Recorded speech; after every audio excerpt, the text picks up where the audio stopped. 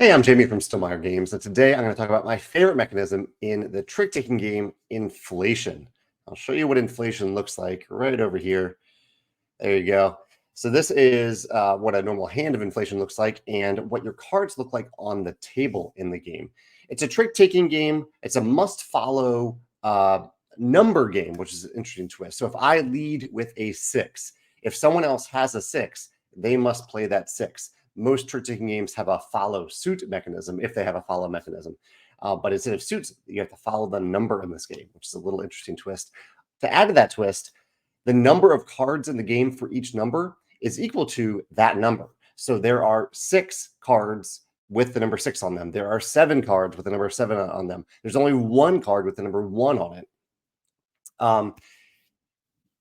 Those two add up to what my favorite mechanism in the game is, which is that when you play a card in inflation, you aren't just playing it independently of the cards that you played previously. Instead, you are adding it to the left of the cards that you already played, forming an increasingly large number. So in the first round, first turn, I played a 6. My number is a 6 for that round. The tiebreaker is the player who played the last 6.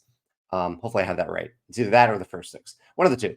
But then in the next round, I have a 9. And this isn't just a 9. This is a 96. I have a 96 here. And now all the way here in the 6th round of this hand, I have 607,296. That is the number that I'm playing for this round. And so not only does the number that you play right now matter, because in particular, because it's a must-follow number game, the previous number that you played matters, and sometimes even the next number or the next number.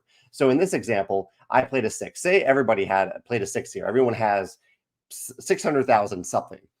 But the previous number here is a 0. And so I have a very low number next, whereas the next player might have a higher number here. Maybe they didn't have the, in this case, it's actually a 10. The 6 is covering up the 1 of the 10, but only the 0 is revealed. So they might have a higher number there. They might win that trick. It's just really interesting to me to see a trick-taking game where the previous number or numbers matter. It gives you a little bit of a sense of progression and adds to the puzzle of the game, as each card isn't independent of the previous card. They are all connected in this increasingly large number. By the end of the hand, you end up with a number in the billions or even trillions, I think, depending on if you played a 10 in the last turn. So yeah, I think that was a really, really interesting twist on trick-taking, to have the cards that you play not be independent of the previous cards that you play. And it's tied to those other elements that I mentioned there. So if you can think of another trick-taking game that does something like this, I'd love to hear your thoughts in the comments. But yeah, those are my thoughts on the game Inflation.